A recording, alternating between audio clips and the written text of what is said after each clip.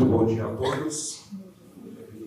Eu gostaria de cumprimentar a todos aqui presentes, e em especial o excelentíssimo senhor Procurador da República, Dr. Arlington Benedito de Souza, por estar proporcionando esse amplo debate. É uma honra estar participando aqui hoje dessa audiência pública, especialmente manifestando-me em nome da União dos Juristas Católicos da Arquidiocese de Goiânia, que, dentre suas finalidades institucionais, atua no âmbito do direito da justiça, ocupando-se de problemas do mundo contemporâneo e propondo soluções pautadas nos princípios e valores da fé cristã. Pois bem, em junho de 2018, nós fomos surpreendidos com a notícia de que o Papa Francisco havia enviado especialmente para o ex-presidente Lula um terço, por ficar preocupado com a sua situação após uma conversa que teve com o advogado argentino Juan Grabois. Porém, a Vatican News, que é a agência oficial de notícias do Vaticano, publicou em seu site um comunicado oficial informando que o terço entregue a Lula pelo argentino Juan Grabois não teria sido enviado especialmente pelo Papa ao ex-presidente, mas sim foi abençoado por Francisco na ocasião de uma visita particular que esse advogado havia feito ao Papa. A Vatican News escreveu ainda reafirmando que a visita de Grabois a Lula havia sido feita a título pessoal e não em nome do Santo Padre. O próprio advogado Juan Grabois, que é ex-consultor do Pontifício Conselho Justiça e Paz, nunca fez afirmações como aquelas, que foram amplamente divulgadas pelas redes sociais do ex-presidente e do Partido dos Trabalhadores, e depois ainda mais distorcidas pelos diversos veículos de comunicação. Então nós podemos imaginar as implicações políticas de um gesto assim, tendo em vista que a Santa Sé é uma entidade de direito público internacional que representa milhões de católicos no mundo todo. Outra situação gravíssima aconteceu em 2014 no Guarujá, em São Paulo, onde a página de uma rede social afirmou falsamente que uma mulher sequestrava crianças para usá-las em rituais de magia negra. Essa mulher foi amarrada e espancada até a morte. Então, existem vários outros exemplos como esses que a gente está apresentando aqui. E se a gente não fizer nada a respeito, esses fatos lamentáveis vão continuar acontecendo. Mas antes da gente tomar qualquer tipo de providência a respeito, a gente nós precisamos nos atentar a algumas questões, como, por exemplo, como podemos definir as fake news? As fake news, ou notícias falsas, elas consistem na propagação deliberada de desinformações, boatos, distorções, seja através de palavras, fotos, imagens, vídeos, que podem ser veiculados através de jornal impresso, rádio, TV, internet, e principalmente, hoje, através das redes sociais.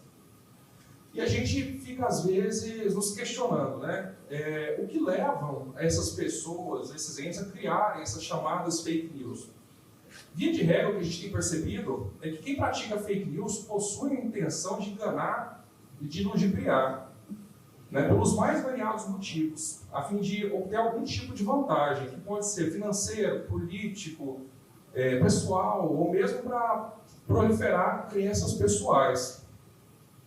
Então, existem aqueles que criam as fake news, que distorcem essas informações, e existem aqueles que propagam essas notícias falsas. Então, cada um tem seus interesses ali nessa conduta. É importante ressaltar que todos estão sujeitos à prática de fake news.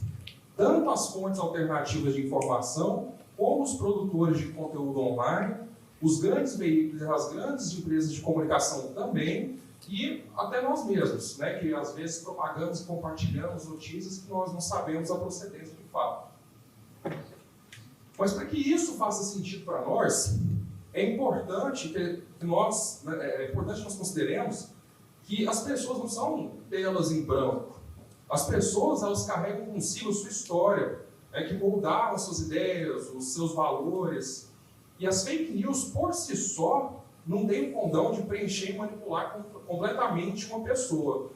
Pelo contrário, o que a gente tem percebido é que as fake news se tornam possíveis porque as pessoas que propagam essas mentiras têm por finalidade reforçar suas crenças pessoais através dessas informações, mesmo que sejam falsas. O Papa Francisco, por ocasião do Dia Mundial das Comunicações Sociais, se pronunciou afirmando que, abre aspas, nesse tempo é muito importante que nós possamos escolher cada vez mais pela verdade e também saber selecioná-las. Saber ouvir a verdade de tal maneira que seja uma verdade que nos liberte. Ao transmitir as notícias, que não façamos com raiva ou vingança, mas procurando iluminar, para que cresça cada vez mais e melhor aquilo que constrói uma humanidade mais justa e fraterna. A busca pela verdade deve ser o objetivo de todos. Contudo, conceituar verdade seria uma verdadeira missão impossível. No direito, a triangulação processual, onde através de um processo predeterminado, autor e réu expõem suas verdades, a que depois o juiz, que é um sujeito alheio aos fatos imparcial, julga quem tem razão, é apenas um exemplo de como a verdade é um conceito complexo. O Brasil tem cerca de 208.690.680 habitantes, mais ou menos hoje, que estão distribuídos em 27 estados, e esses estados somam cerca de 8.516.000 quilômetros quadrados. Nós somos o quinto maior país do mundo em território e o quinto mais populoso. É muito difícil desenvolver aqui uma democracia verdadeiramente participativa. Portanto, nós adotamos um modelo de democracia indireta, onde elegemos os nossos representantes que, pelo menos em tese, deveriam manifestar nossas vontades.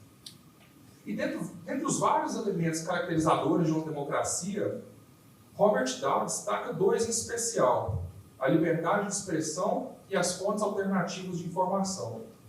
Sendo assim, ressalta-se o valor da informação para a consolidação de uma democracia, tendo em vista que sua pedra de toque é, de fato, a opinião pública. A verdade e o esclarecimento, como direito, são as chaves para a consolidação de um verdadeiro regime democrático.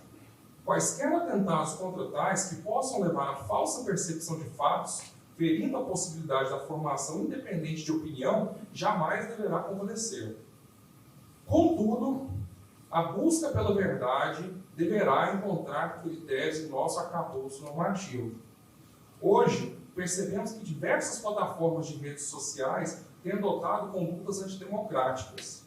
Ao excluir manifestações de pensamento de forma sumária, sem sujeitar esse controle de conteúdo ou contraditório, e tolhendo o cidadão seu direito à autodefesa. Tal conduta é tão antidemocrática como a prática das fake news. Os termos e as políticas das plataformas de rede social, que são aquelas que geralmente adotamos sem ler de fato aqueles termos, mas aquilo ali pode ser considerado como um contrato de fato, estabelecem as condições a que se sujeitam os usuários. Porém, é importante ressaltar que essa política de privacidade não pode violar preceitos constitucionais.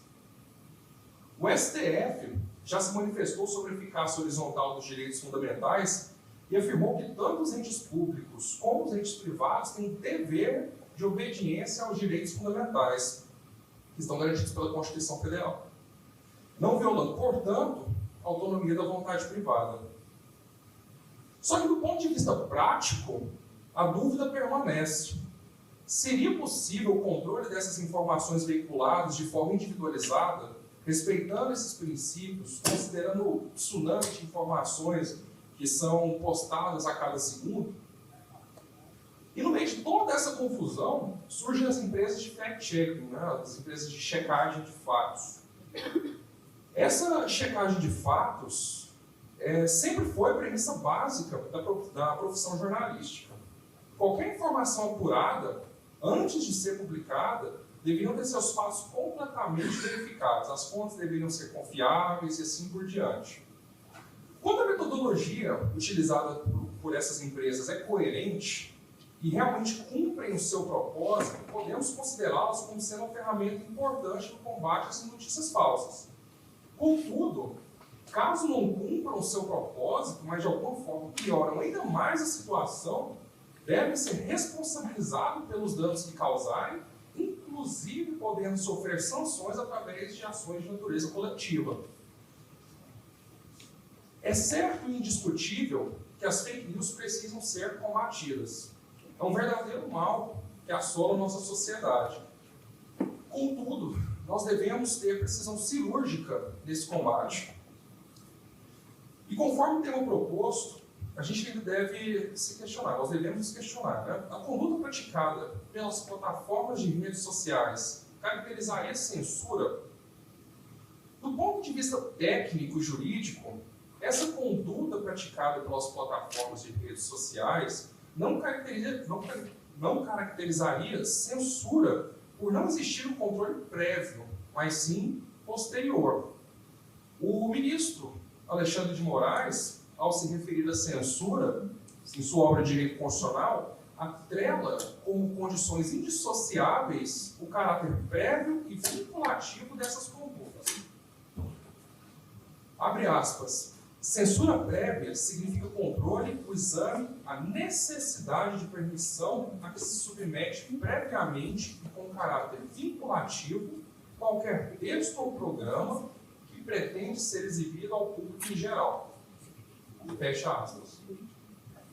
Contudo, apesar de não se caracterizar como censura no sentido jurídico da palavra, a conduta praticada pelas plataformas de redes sociais de excluir as contas e apagar postagens que consideram como sendo fake news viola, em tese, premissas básicas de nossa Constituição Federal, como a liberdade de expressão, a liberdade de manifestação, pensamento, opinião, assim também como o princípio do contraditório e da ampla defesa.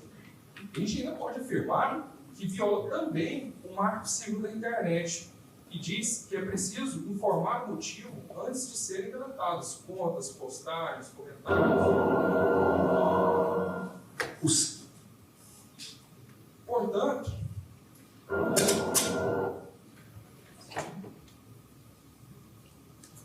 Portanto, o controle de informações feito pelas plataformas é, ao mesmo tempo, remédio e veneno, pois, em tese, soluciona de forma paliativa o problema das fake news, mas, por outro lado, sacrifica o direito ao contraditório e à ampla defesa, onde talvez fosse provada a veracidade daquela informação. Ou seja, a quem pertence o benefício da dúvida? O ministro Alexandre de Moraes, ainda em sua obra de Direito Constitucional, afirma: a Constituição Federal não protege as informações levianamente não verificadas ou astuciosas e propositadamente errôneas, transmitidas com total desrespeito à verdade, pois as liberdades públicas não podem prestar-se à tutela de condutas ilícitas. Então existe aqui uma distinção necessária, fruto do fenômeno das redes sociais, onde temos a liberdade individual de manifestação de pensamento de um lado e a liberdade de manifestação de pensamento dos veículos de comunicação tradicionais do outro lado. A Constituição Federal, em seu artigo 220, que trata especificamente da comunicação social, protege o direito à informação, ao afirmar que a manifestação do pensamento, a criação, a expressão e a informação, sob qualquer forma, processo ou veículo, não sofrerá restrições. Já o artigo 5º, inciso 14 da nossa Carta Magna, é categórico em assegurar a todos o acesso à informação, resguardando apenas o sigilo da fonte. E, por outro lado, em seu inciso 4º, o artigo 5º da Constituição garante a qualquer indivíduo a liberdade de manifestação de pensamento, vedando o anonimato. Percebemos, então, que a Constituição Federal protege simultaneamente a liberdade de manifestação dos veículos de comunicação e também do cidadão, mas em nenhum momento as torna imune nem as protege quando há abuso de direito, dentre eles a fake news. Em se tratando de direitos fundamentais, em especial a liberdade de expressão, é importante lembrar que, via de regra, não existem direitos absolutos. A limitação aos direitos, mesmo que fundamentais, surge da necessidade de se promover o convívio em sociedade. E eu faço essa ressalva aqui, pois a nossa Constituição, ela protege também o direito à informação. no sentido de que a liberdade de manifestação, quando exercida com a finalidade de veicular fatos de interesse público, só se tornam legítimos caso atinja o seu propósito, que é informar de forma imparcial. Mas no que consiste essa liberdade de informação? Então aqui nós podemos ramificar essa liberdade de informação em 3 aspectos diferentes, que é o direito de informar, o direito de ser informado e o direito de acesso à informação. A liberdade de informar, tradicionalmente atribuída à profissão jornalística, mas agora também, de certa forma, atinge grupos, né, que atuam nas redes sociais, quando o ato de divulgar fatos seria uma espécie de escudo protetor que visa proteger aqueles que divulgam esses fatos em sua liberdade de manifestação. Aqui também é imprescindível a gente diferenciar notícia, crítica, paródia e sátira. Para o doutrinador Kilder Gonçalves, notícia traduz a divulgação de um fato, cujo conhecimento tem importância para o indivíduo na sociedade em que vive. E a crítica, por sua vez, denota um juízo de valor de que recai sobre a notícia. Portanto, o juízo de valor, seja através de uma crítica, charge, sátira, paródia, que uma pessoa ou grupo faça sobre determinado fato, não estaria sujeito à caracterização como fake, pois manifesta sua interpretação individual sobre determinado fato. Por sua vez, o direito de ser informado deve ser considerado como um direito fundamental do cidadão, que consiste no direito de receber informações verdadeiras, verossímeis e livres de qualquer mentiras e distorções. E, por fim, o direito de acesso à informação, que garante que os destinatários tenham, de fato, acesso àquele conteúdo produzido, vedando, por exemplo, a exclusão sumária dessas postagens, dessas notícias, ou a famosa censura prévia. E, diante desse cenário, nós devemos nos questionar ainda: quem tem a obrigação de imparcialidade na produção dessas notícias? A profissão jornalística compreende um extenso leque de atividades, como editores, diagramadores, âncoras, câmaras, fotógrafos, dentre outros, que estão distribuídos entre as mídias de rádio, TV, impresso e também na internet. E na história recente, surge o fenômeno da comunicação feito por pessoas ou veículos de forma independente através da internet. O alcance da manifestação dessas pessoas pode ser potencializado de forma astronômica. Hoje nós percebemos que talvez esses digital influencers, né, ou às vezes blogs específicos, têm um alcance muito maior do que às vezes os veículos de comunicação tradicionais ou os veículos de comunicação regionais, né, dependendo da extensão do município, enfim. E para que possamos resguardar o direito à informação, seria necessário delimitar quem são os profissionais abrangidos pela qualificação de jornalista que estão sujeitos às regulamentações profissionais e, de outro lado, os indivíduos que produzem informações, às vezes até com mais alcance, que os veículos de comunicação tradicionais, mas que estão resguardados pelo direito fundamental à liberdade de expressão e sujeito à responsabilização civil por eventuais danos causados. A questão surge: onde termina o direito individual à livre manifestação de um indivíduo e começa o munus de jornalista profissional que tem o dever de ofício de relatar fatos? Quais são os direitos e obrigações que envolvem esses indivíduos? São questões que necessitarão de reflexão aprofundada em outros debates, e principalmente na prática, no dia a dia, para que possamos obter respostas precisas.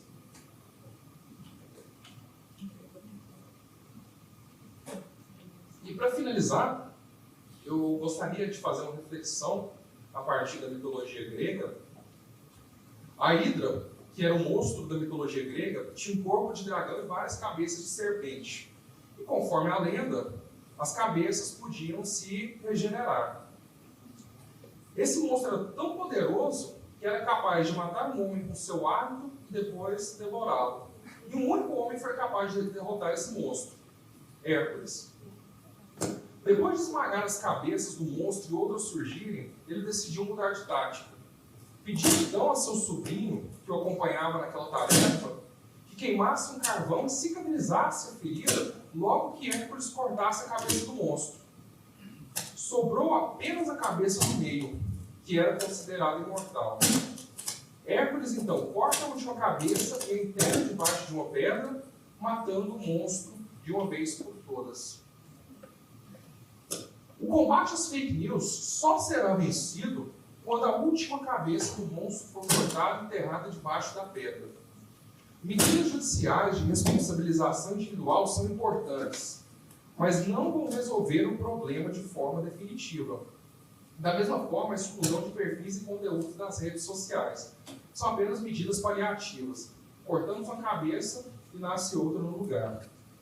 Assim como Hércules, devemos mudar essa tática. Devemos acender o carvão e cicatrizar a ferida.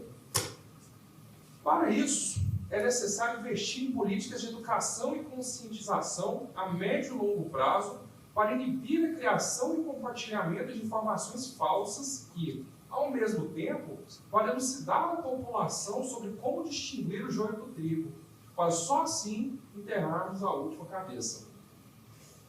A educação é e sempre foi um fator determinante capaz de mudar os rumos de qualquer sociedade. O desenvolvimento da educação em países como a Coreia do Sul e o Japão foi o motor do rápido crescimento econômico desses países que se elevaram à condição de potências mundiais. Aqui mesmo no Brasil, desenvolvemos a campanha educacional contra o tabagismo, que foi capaz de reduzir drasticamente o consumo de cigarro ao longo dos últimos 25 anos. Nesse período, a percentagem de fumantes diminuiu de 29% para 12% entre os homens e de 19% para 8% entre as mulheres. E vários são os fatores que explicam essa redução. Impostos mais altos, restrição ao tabaco em lugares fechados, os alertas e as informações sobre os efeitos maléficos do cigarro em escolas, universidades, mídia e nos próprios maços de cigarro. Então, são ações positivas que melhoraram essas nossas estatísticas nacionais. Então, nós devemos desmistificar o conceito de que a educação se faz apenas na escola. Uma política educacional pode até começar nas escolas, mas não se resume apenas a elas. E por fim, parafraseando o Santo Padre, o Papa Francisco, abre aspas, para discernir a verdade, é preciso examinar aquilo que favorece a comunhão e promove o bem, e aquilo que, ao invés, tende a isolar, dividir e contrapor. Muito obrigado a todos.